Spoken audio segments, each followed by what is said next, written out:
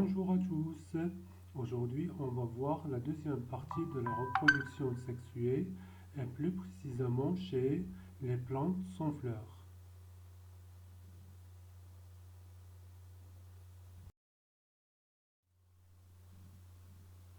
Alors, les plantes sans fleurs sont des plantes qui ne fleurissent jamais, qui ne produisent jamais des graines, mais qui possèdent des chlorophylles.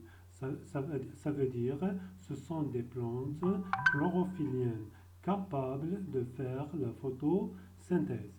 Mais pourtant, il y a des plantes sans chlorophylle. Dans ce cas, on parle des, comment ils s'appellent, les champignons. Alors, les plantes sans fleurs donc, se divisent en trois groupes. Il y a les plantes sans fleurs possédant des tiges, des racines et des feuilles. Dans ce cas, on parle des fougères, les fougères. Deuxième groupe, ce sont des plantes qui ne possèdent pas des racines, mais possèdent seulement des tiges et des feuilles. Dans ce cas, on parle des mousses. Troisième groupe, ce sont des plantes sans fleurs qui ne possèdent ni tiges, ni racines, ni feuilles. Dans ce cas, on parle des algues. Mais nous, cette année, on va étudier seulement donc la reproduction sexuée chez les fougères. Hein. Donc, et plus précisément, donc les polypodes. Donc, les polypodes, ce sont des fougères capables de faire la reproduction sexuée. Donc, devant vous, sur le document, il y a un polypode. Donc, le polypode est formé par des feuilles. Il y a des feuilles. Donc, des amas de sporanges. Donc, si on va zoomer, donc on va observer dans ce cas, comme ici, quatre amas de sporanges. Amas, ça veut dire donc un grand nombre de sporanges, donc un ensemble de sporanges. Donc, dans ce cas, je vois devant, ou bien j'observe quatre sporanges.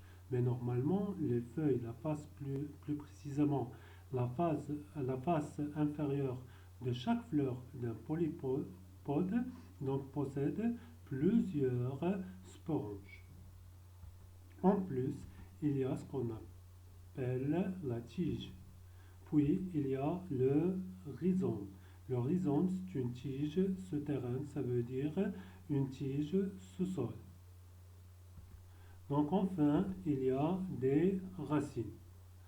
Alors, puisque les polypodes donc, possèdent à la fois des feuilles, des tiges, des racines, donc ce sont.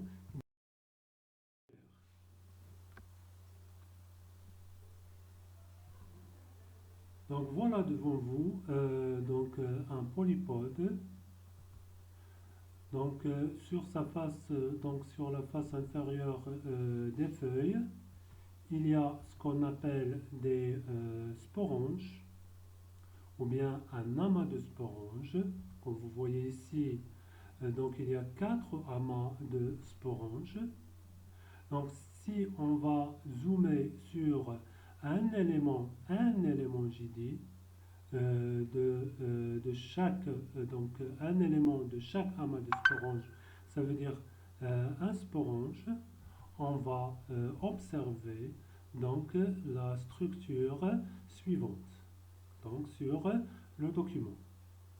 Alors, si le sporange est mature, ça veut dire capable d'émettre des spores. Donc, il s'ouvre et les spores se. Donc, voilà les spores. Donc, les spores se disséminent.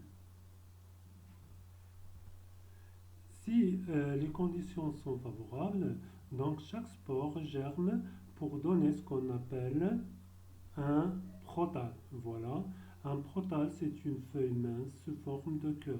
Comme vous voyez, donc sur le document. Alors, puisque les polypodes donnent des spores, donc on parle d'un sporophyte. Qu'est-ce que ça veut dire sporophyte? Sporophyte, ça veut dire une plante, phyte, une plante qui donne des spores. Sporophytes, ce sont des plantes qui donnent des spores.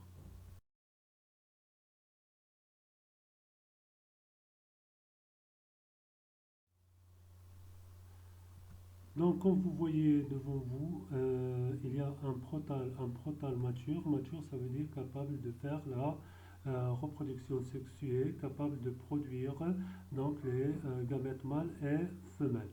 Donc, comme vous voyez ici, donc sur la face inférieure, il y a et plus précisément sur la partie supérieure, on observe qu'il y a des organes reproducteurs femelles, ou bien ce qu'on appelle archigone, chaque archigone capable de produire un seul osphère. Donc sur la partie inférieure, comme vous voyez ici, il y a des organes reproducteurs mâles ou bien ce qu'on appelle entéridie. Chaque entéridie est capable de libérer un grand nombre d'entérozoïdes ou bien ce qu'on appelle aussi spermatozoïdes. Alors puisque le protal mature possède à la fois des archigones organes reproducteurs femelles et entéridés organes reproducteurs mâles. Donc on parle d'un végétal hermaphrodite. Si les conditions sont favorables, ça veut dire la présence sur le protal au moins une goutte d'eau. Donc les entérozoïdes sont capables de se déplacer avec leur flagelle vers l'archigone. Mais un seul entérozoïde capable de pénétrer dans l'osphère est le fécond.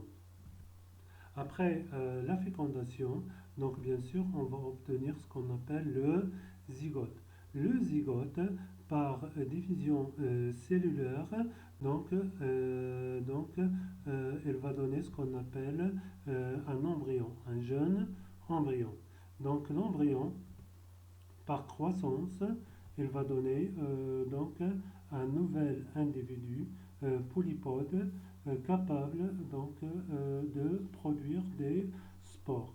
Donc, dans les premières étapes, le polypode vit en parasitisme sur le protal.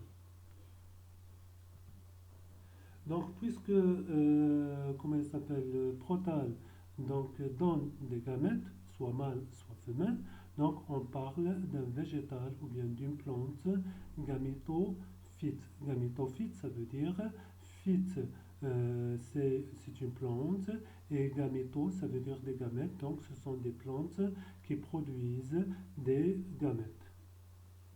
Bon, voilà.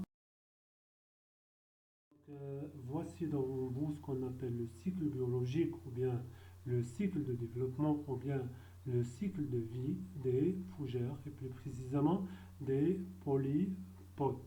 Donc, et voilà pour aujourd'hui. J'espère que vous avez bien compris et à la prochaine fois, Inch'Allah. Je vous souhaite bonne journée et à bientôt.